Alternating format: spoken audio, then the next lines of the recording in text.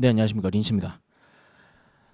어, 최근 본업이 좀 바빠서 영상을 업로드를 하지를 못했습니다. 그래서 저번 주에 있었던 일들 조금 간단히 정리를 하고 경기 침체 이런 것들도 한번 보도록 하겠습니다. 네, 저번 주 보시면은 3대 지수 다 열심히 잘 올랐습니다. 맵도 보시면은 전체 섹터 잘 올랐고 이상하게 이런 부분들이 좀 빠졌네요. 방산주가 빠지고 금융주가 또 빠지고 그랬습니다. 그리고 아마존이 급격하게 좀 상승하는 모습, 그리고 엔비디아 이렇게 오르는 모습, 그리고 투자은행들이 조금 오르는 모습이네요. 자, 그래서 페드 와치2를 보시면 지금 시장에서는 0.25%, 0.25% 한마디로 25bp씩 두 번 올리고 끝난다. 이렇게 보고 있습니다. 저도 이제는 약간 여기에 음, 이럴 확률이 높겠다라고 생각을 하고 있습니다. 자, 그래서 Fear and Greed 인덱스 보시면은 지금 탐욕 구간에 들어와 있습니다. 63이죠. 자, 그래서 또 요까지 좀 또 올라와 있다 생각하시면 될 것 같습니다. 자, 그래서 채권 투자자 쪽에서는 연준이 금리를 동결할 거다 이렇게 생각을 하고 있습니다. 자, 그래서 저도 한번 찾아봤는데 지표를 이전에는 약간 다른 모습을 보입니다. 이때는 인플레이션이 워낙 높았기 때문에 이렇게 과도 긴축을 했었다 이렇게 생각을 하실 수 있는데 최근 트렌드를 보시면 지금 파란색 선이 2년물 국채 금리입니다. 그리고 빨간색 선이 기준금리고요. 지금 약간 좀 특이한 부분이 보이는 게 기준금리가 2년물 국채 금리를 넘어가게 되면은 이렇게 고점을 만들고 유지하는 그런 패턴을 보입니다. 그래서 이 부분이 약간 좀 흥미롭다 이렇게 생각을 하고 있습니다. 그래서 금리를 올리다가 2년물 국채 금리 통과하면 플랫하게 간다. 지금 이렇게 되어 있습니다. 그래서 기대해 볼 수 있지 않을까라고 생각을 합니다. 그래서 두 번 정도 올리고 나면 요쯤까지 가는 거죠. 5% 가까이 올라가는 거니까 여기서 금리 동결하고 이제 고점에서 어느 정도 머물다가 금리를 인하를 한다. 이렇게 시나리오를 생각을 해봤습니다. 사람들이 이렇게 생각하는 사람들이 많은 것 같습니다. 지금 금리 인상만 멈추면 주식이랑 뭐 다 날아갈 거다 이렇게 생각하시는 분들이 많은 것 같은데 잠깐 반등은 나올 수 있을 것 같습니다. 호재죠. 더 이상 금리를 올리지 않는다라는 거는 지금 현재 이런 광기에 빠져 있는 투자자들한테는 엄청난 호재가 될 겁니다. 그래서 한번 강하게 튀어 오를 수는 있을 것 같습니다. 근데 흘러가면 흘러갈수록 기업들한테는 유동성이 문제가 되는 거죠. 기준금리가 높아지면 그러면은 실적에도 문제가 있을 거고 그러면은 주식이 점점 힘이 빠지기 시작할 거다라고 생각을 하고 있습니다. 그래서 인플레이션 같은 것도 보면 이거는 이제 거의 신경을 안 쓰셔도 될 것 같습니다. 왜냐하면 기준금리 그렇게나 올리면 빠지는 게 맞는 거죠. 근데 하나 조금 생각을 해보셔야 되는 게 지금 중국이 리오프닝을 하고 지금 다시 공장을 돌리려고 하고 있습니다. 그래서 어, 최근 국제 유가나 이런 것들 보시면은 한번 다 같이 볼까요? 네, WTI 한번 보겠습니다. 지금 1월 달 들어서 국제 유가가 튀어오르고 있습니다. 그리고 구리 가격도 보시면 1월 달 들어서 급격하게 상승하는 모습입니다. 이거는 제조업이 상승을 한다는 뜻이거든요. 지금 미국 제조업은 침체에 빠져 있고 ISM 제조업 지표 보시면은 힘들다라고 얘기가 나오고 있는데 1월 달 들어오자마자 이렇게 상승을 한다. 이거는 중국발이다. 중국의 힘이다. 이렇게 생각을 하면 좋을 것 같습니다. 그래서 한 번 더 인플레이션이 튀어오르는 일이 벌어질 수 있지 않을까 이렇게 생각을 염두에 두고 저희는 생각을 좀 해봐야 될 것 같습니다. 만약에 진짜 국제 유가 때문에 CPI가 한 번 더 튀어오르면 문제가 좀 심각해지지 않을까 이렇게 생각을 하고 있습니다. 자, 그래서 인플레이션 뭐 이제는 거의 의미가 없지만 한번 훑어보면 물가 상승률이 이전에 7.1에서 6.5로 많이 떨어지는 모습이죠. 자, 그래서 월간으로 봤을 때는 마이너스 0.1이 나왔고 식품은 소량이지만 약간 떨어지는 모습 나왔고요.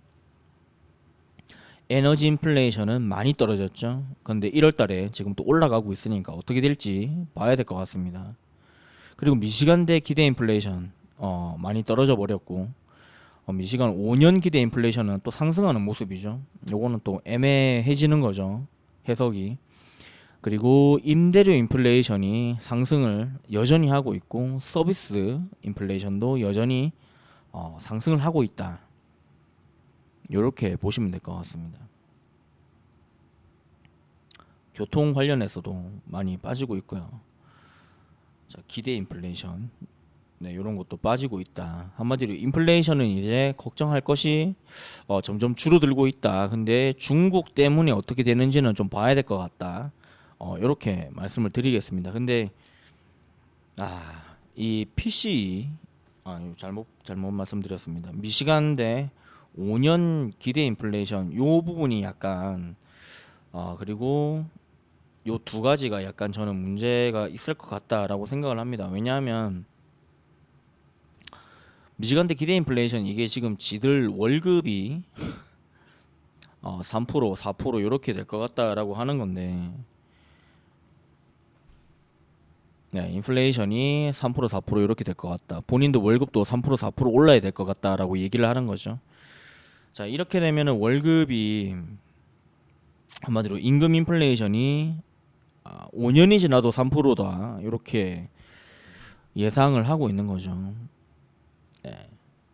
그래서 좋은 모습이 아니다. 이 기대 인플레이션이 완전히 꺾여야 된다. 이렇게 말씀을 드리겠습니다. 그리고 제가 12월 초쯤에 이거 관련돼서 영상을 올렸던 것 같습니다. 미국 부채 한도. 네. 지금 옐런 재무장관이 미국 채무 불이행이죠. 디폴트 피하기 위해서 특별한 조치를 취할 것이다. 이렇게 이야기를 하고 있습니다.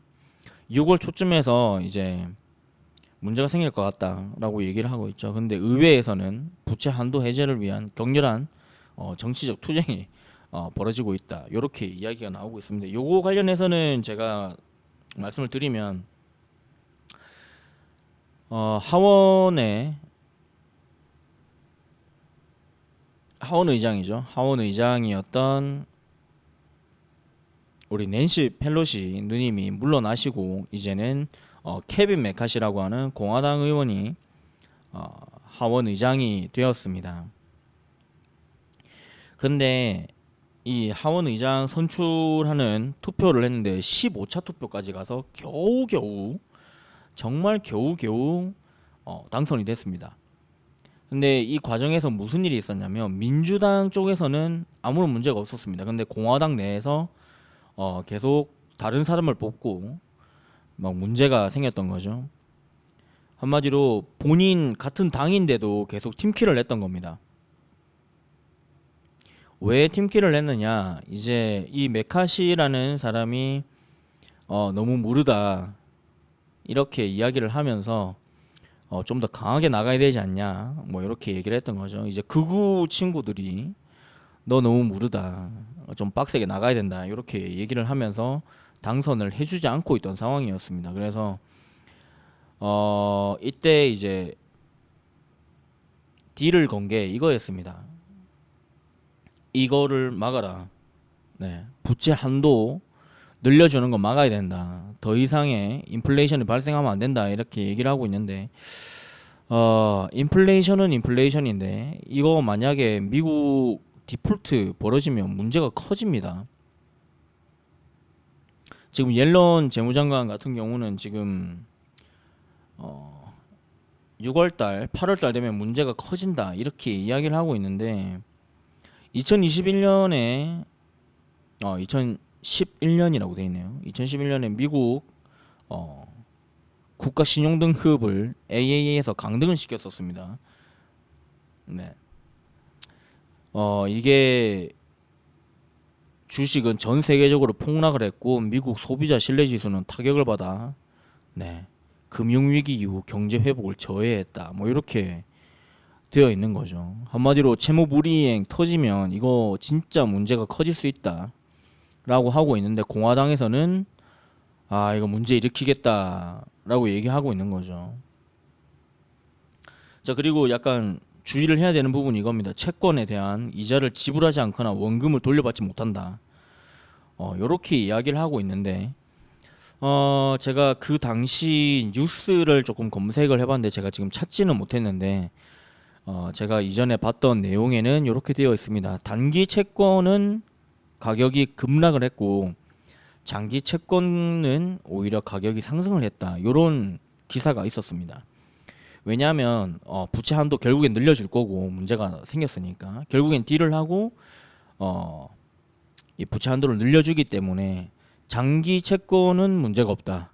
근데 단기 채권은 문제가 심각하다. 뭐 이렇게 해서 단기 채권을 잡아던지고 장기 채권으로 갈아탔다. 뭐 이렇게 이야기가 있었습니다. 그래서 저희가 주로 투자하고 있는 TMF는 장기 채권이니까 약간 리스크는 안고 있지만 그래도 괜찮지 않을까 기대해 볼 수 있겠죠. 자, 그리고 BIS 여기서 이제 리포트가 12월 달에 나왔었는데 요거에 관해서 제가 이전에 영상에 올려놓은 게 있습니다. 그래서 그것도 한번 보시면 좋을 것 같고 다시 한번 말씀을 드리면은 지금 좀 심각합니다. 요 준비대 가시면은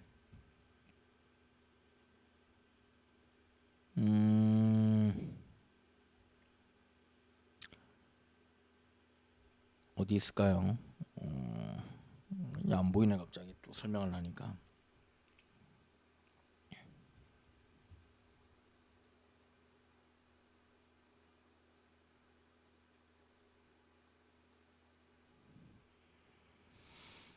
네, 이겁니다. FX 스왑 한마디로 FX 거래 쪽에서 대차 대조표에 표시도 안 되는 달러 빚이 80조 달러가 있다. 뭐 이렇게 이야기를 하고 있습니다. 그래서 미국 이외 지역의 비은행권 25조 달러 그리고 미국 외 은행 부채가 35조 달러. 그래서 지금 다 포함을 했더니 80조 달러다. 지금 이렇게 나와 있죠. 대부분 매우 단기적인 FX 스왑에서 미국 달러 80조 달러 지금 이렇게 되어 있습니다. 이거 터지면은 문제가 좀 심각해지지 않을까 생각을 하고 있고 저는 이거랑 연결해서 봐야 되는 게 아무래도 일본 BOJ, YCC 폭이나 일본 금리 인상 뭐 요거랑 관련해서 문제가 좀 생길 수도 있을 것 같다라는 생각이 듭니다. 한마디로 FX 위안 시장 네. 여기 적혀 있죠. 일본 보험사는 달러를 빌리고 한마디로 일본이 제로 금리를 쓰고 있으니까 정말 저렴한 비용으로 엔화를 대출을 내서 FX 시장에서 달러로 환전한 다음에 그걸로 투자를 했다가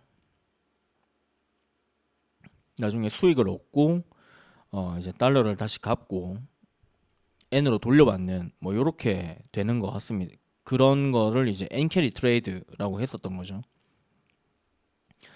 그냥 정상적인 은행에서 그냥 뭐 외환은행 이런 데 가서 환전을 한 게 아니라 FX 시장에서 환전을 했다라는 얘기가 되는 거죠. 자, 이렇게 되면 만약에 N캐리 트레이드가 끝장이 난다. 그러면은 이 80조 터질 수도 있다. 이렇게 생각해 볼 수도 있는 거겠죠. 뭐 80조 전체가 엔화로 되어 있다. 뭐 이런 거는 아니겠지만 문제가 조금 터질 수 있겠다. 이렇게 생각을 해볼 수 있을 것 같습니다. 근데 달러 국채, 네, 그거보다 많다. 뭐 이렇게, 네,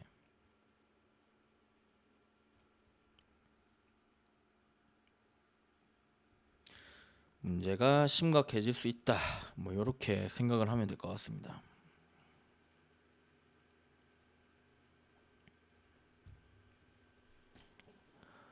그래서 한마디로 지금 만약에 일본이 기준금리를 인상을 하거나 YCC를 포기를 해서 만약에 엔캐리 트레이드가 청산이 된다. 그러면 FX 요것도 같이 터질 수 있다. 이렇게 생각을 해보시면 될 것 같습니다.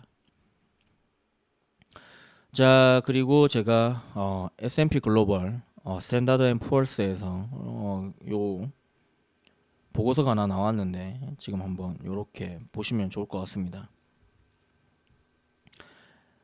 단기적으로 신용 등급에 대한 압력이 심화될 것 같다. 이렇게 이야기를 하고 있습니다. 그래서 세계 최대 경제국의 물가 상승과 약간의 경기 침체로 어려움을 겪고 있는 소비자에게 전가하기, 한마디로 투입 비용이 지금 점점 늘어나고 있는데 물가 상승과 경기 침체로 어려움을 겪고 있는 소비자에게 전가하기가 더 어려워졌다. 그래서 더 위험하다. 미국과 유럽의 투기 등급 기업 부도율은 2배가 될 것으로 전망한다. 한마디로 미국 내 투기 등급 기업, 한마디로 좀비 기업들이죠. 요거 터질 수 있다. 2배 정도. 부도가 2배 정도 상승할 수 있다. 이렇게 이야기를 하고 있습니다. 지금 보시면은 또 심각한 게 이겁니다. 등급이 팬데믹 이전보다 낮아지고 있다. 그리고 부채 수준은 또 높다. 한마디로 기업의 32.5%가 B 또는 CCC 등급을 받았다. 뭐 이렇게 이야기를 하고 있습니다. 좀비 등급이죠. 좀비 기업들인 거죠. 한마디로. 그래서 지금 고착화된 인플레이션, 예상보다 더 깊고 긴 침체, 지속적인 투입 비용 인플레이션으로 인한, 한마디로 투입 비용 인플레이션, 요거는 임금 인플레이션 같은 거죠. 자금 조달 여건이 더 어려워지며 기업 마진과 정부 수지가 더 압박을 받아서 신용 악화가 더 심해질 수 있다. 뭐 이렇게 S&P 글로벌에서 보고서를 내놨습니다. 그래서 문제가 심각해질 것 같다. 근데 여기서 만약에 중국 리오프닝 때문에 국제 유가까지 오르면 박살나는 거죠. 그렇게 보시면 될 것 같습니다. 좀비 기업 관련해서 또 이렇게 또 기사 같은 것이 있길래 한번 찾아봤습니다. 그래서 좀비 기업 한마디로 G20 내에 있는 상장된 좀비 기업 뭐 보시면은 엄청 늘었죠.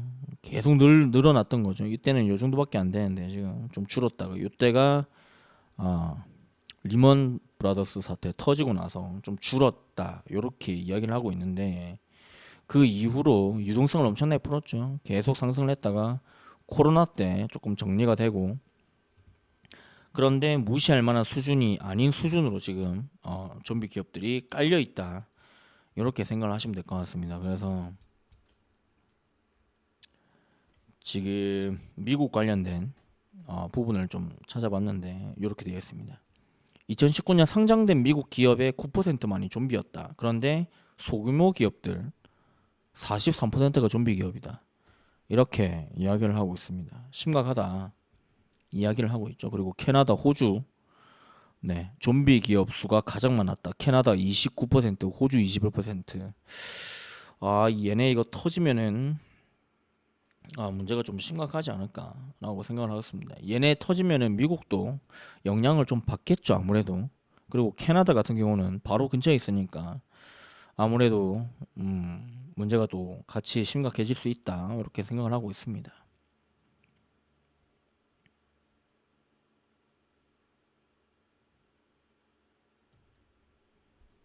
네.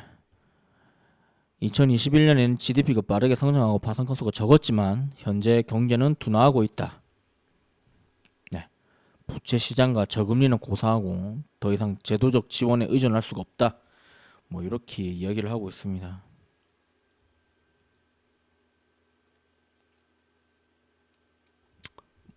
이 친구들도 이런 얘기하고 있죠. 워렌 버핏이 얘기했듯이 썰물이 되어서야 누가 알몸으로 수영하고 있었는지 알 수 있다. 이런 이야기를 하고 있습니다. 네. 그래서 아까 말씀드렸다시피 한 번 더 훑어보면은 제가 기대했던 부분은 구로다 총재 무슨 말을 할까 엄청 긴장하고 봤는데 별말 안 했습니다. 파월 연준의장도 말을 아끼는 모습이었고요. 자, 그런데 제가 약간 좀 긴장하고 봤던 부분이 또 있습니다. 도매 판매액 그리고 미국 원유 재고입니다. 지금 보시면은 도매 판매액이 마이너스 0.6%가 떴습니다. 이거는 11월달 지표거든요. 11월에 뭐가 있었죠? 블랙 프라이데이가 있었죠. 그런데 도매 판매액이 줄었다. 이거는 한마디로 소매 쪽에서 발주를 안 넣어줬다는 얘기입니다. 네. 발주를 안 넣어주니까 판매액 자체가 줄어버렸다. 뭐 이런 내용이죠. 그러면 소비가 이제는 진짜 꺾이는 건가? 아, 이렇게 이야기를 해볼 수 있겠죠. 이렇게 되면 기업 실적 안 좋아질 수 있다. 이렇게 생각을 해볼 수도 있을 것 같고. 자, 그리고 이제 저는 요게 약간 충격이었는데 도대체 왜 이렇게나 많이 원유 재고가 남아버렸을까라는 거죠. 이거는 두 가지로 생각을 해볼 수 있을 것 같습니다. 첫 번째는 경기 침체 때문에 원유 사용량이 줄었다. 아니면 두 번째는 유럽이 따뜻하니까 원유가 많이 필요가 없었다. 뭐 이렇게 생각을 해볼 수가 있겠죠. 근데 원유 재고가 많이 남아도 어느 적당히여야지 이건 너무 많이 남았다.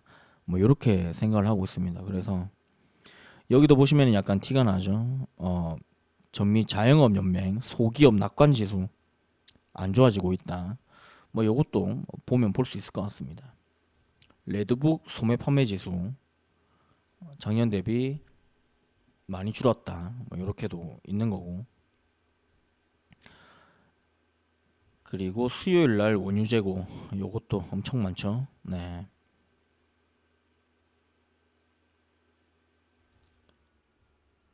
자, 그래서 밑에 보시면 목요일이 중요한 지표들이 많이 나왔었죠.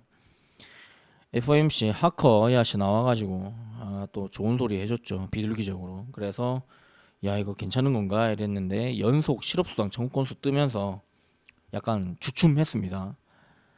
그래서 이게 줄어버렸죠. 오히려 늘어야 되는 상황인데 줄어버렸습니다. 야 이러면 금리 더 올려야 되는 거 아닌가 라고 얘기를 하는데 인플레이션이 살렸습니다. 자, 근원 소비자 물가지수 하락하는 모습 전년 대비. 자, 그리고 근원 소비자 물가지수 MOM으로 0.3 약간 늘어버렸죠. 요거는 안 좋은 소식입니다. 근데 중요한 건 이거였죠.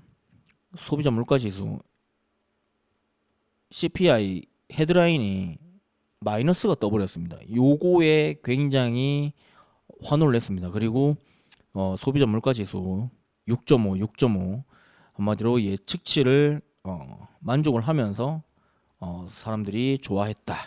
뭐 이렇게 볼 수 있을 것 같습니다. 근데 고용 지표들은 안 좋게 떴습니다. 신규 실업수당 청구 건수 보시면은 오히려 줄어버렸고 4주 평균도 줄어버렸습니다. 네. 근데 실질 임금 네. 줄어드는 모습이죠. 좋지 않은 모습이 조금씩 보이는데 이 인플레이션 잡힌다고 이렇게 좋아할 만한 일인가 저는 생각을 합니다. 자, 그리고 약간 요 부분도 호재로 작용을 했습니다. 지금 보시면은 미시간대 5년 기대 인플레이션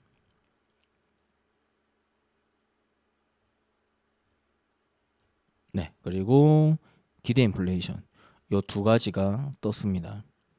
그래서 요거를 봐야 되는데 그리고 소비자 기대 심리 뭐 이런 것도 있겠죠.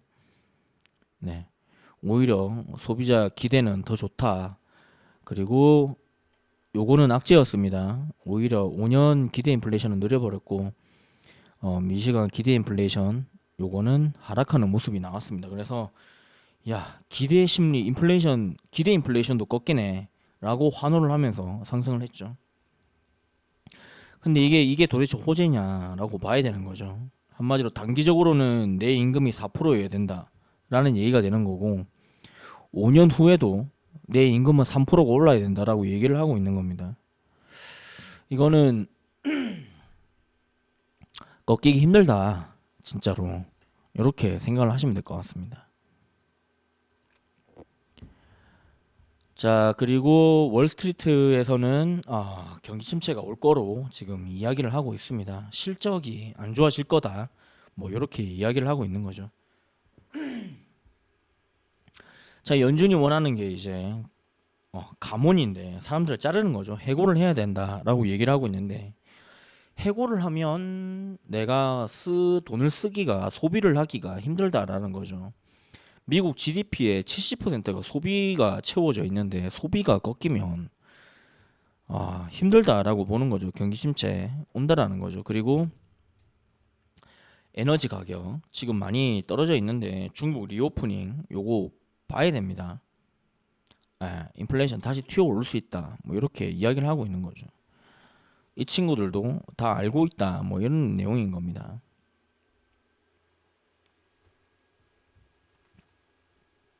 보건 스탠리, 마이클 윌슨은 주식 25%더 하락할 수 있다.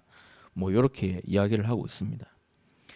1분기 실적 부진과 가이던스 하락으로 인해 압박을 받고 있다. 뭐 이렇게 이야기를 하고 있죠. 근데 실적 뭐 봐야 아는 거죠. 생각보다 괜찮을 수도 있을 것 같고 오히려 안 좋게 나올 수도 있을 것 같습니다. 근데 좋게 나오진 않을 것 같습니다. 예측치보다는 좋게 나오겠는데 좋지는 않을 것 같습니다. 자, 그리고 미국의 은행들의 움직임이 좋지가 않습니다.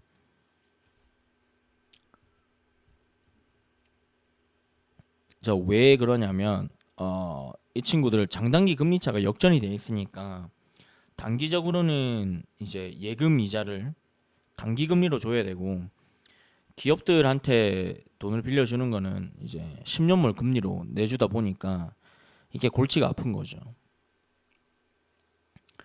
오히려 사람들한테 이자는 더 많이 줘야 되는 상황이고 지금 이제 기업들로부터 받는 대출금은 이전에 나갔던 거는 기준금리가 인상이 되면서 돈을 많이 받고는 있지만 이자를 이제 추가로 나가는 대출은 줄어들고 있다라고 생각을 하시면 되는 겁니다. 그래서 힘들다. 지금 보이시죠? 경기 둔화, 대출 소득 악화 이렇게 나오고 있죠. 네, 힘들다라는 겁니다. 자, 이 친구들이 대출을 안 내주고 있으니까 힘들다라는 건데 대출을 안 내주면 기업도 힘든 거죠. 유동성이 말라가는 거니까. 이게 경기 침체를 일으킨다라고 말씀을 드립니다. 자, 그래서 S&P 500 한번 보시면은 제가 이게 제가 차트 분석을 좀 잘못한 것 같습니다. 네, 요 지지 라인이 돌파를 하게 되면 이제는 저항선으로 역할을 한다. 이렇게 말씀을 드렸었는데 뚫어버렸죠. 움직임이 좋은 모습이었습니다. 근데 지금 보시면은 200일 이동평균선 여기 지나가고 있고 그리고 장기 하락 추세 상단에 머리를 맞고 있습니다. 어떻게 되는지 좀 봐야 될 것 같습니다. 그리고 단기적으로는 약간의 MFI 같은 경우는 과매수 구간에 들어와 있다. 이렇게 보실 수도 있겠고 RSI 같은 경우도 지금 볼린저 밴드 바깥에 있다가 안으로 들어오려는 모습을 보이고 있습니다. 그래서 차트 분석은 크게 뭐 그냥 이렇게 될 것 같다. 뭐 이 정도만 보면 될 것 같습니다. 그래서 지금 월가 예상은 3천까지도 떨어질 수 있다. 뭐 3,200 뭐 이렇게 이야기를 하고 있습니다. 그래서 추가 하락이 나올 수 있다. 이렇게 생각을 조금 염두는 해두시는 게 좋을 것 같습니다. 만약에 경제 위기급으로 온다 그러면은 좀 이야기가 심각해질 수도 있겠죠. 나스닥도 한번 보시면은 공간이 약간 남아있긴 하지만 제가 이전에 정해놨던 요 저항선 닿아 있는 모습이고 어떻게 될지 봐야 될 것 같긴 하지만 여기 룸이 약간 남아있다는 거 요것도 염두에 두시면 좋을 것 같습니다. 그래서 반도체 지수도 보시면 거의 요 앞전 고점을 향해서 가고 있죠. 근데 요 구간에 지금 머리를 맞고 내려올 가능성이 있다. 염두에 두셔야 된다. 이렇게 말씀을 드립니다. 사람들은 한마디로 지금 여기 저점을 다졌다. 네. 이제 이렇게 상승을 할 거다라고 얘기를 하고 있는데 어떻게 되는지 봐야겠죠. 지금까지 주가가 경기 침체 오기도 전에 바닥을 찍은 적도 없었고 금리 인하 전에 바닥을 찍은 적도 없었기 때문에 저는 주가 하락이 나올 수 있다. 이제 역실적 장세가 올 거다. 이렇게 이야기를 하고 있습니다. 그래서 제가 계속 보여드리고 있는 요 내용이죠. 주식시장 흐름 있는 법. 그래서 이제 요 구간에 들어가게 될 겁니다. 근데 선반영으로 지금 채권 가격은 오르고 있는 상황이죠. 자, 그래서 이렇게 되면 어떻게 되느냐. 연준이 금리를 내리는 조건은 이겁니다. 동결은 할 수 있어요. 동결은 할 수 있습니다. 금리를. 자, 그런데 인하를 한다. 이거는 경기 침체가 와서 진짜 문제가 심각해진다라는 얘기가 되는 거죠. 자, 그러면 기업의 실적이 작살이 나기 시작을 하는 거죠. 왜냐하면 경기 침체에 빠져있기 때문에 사람들이 실업률이 높아지고 소비가 줄고 뭐 이렇게 되는 거죠. 그러면은 기업 실적이 안 좋아질 수밖에 없다.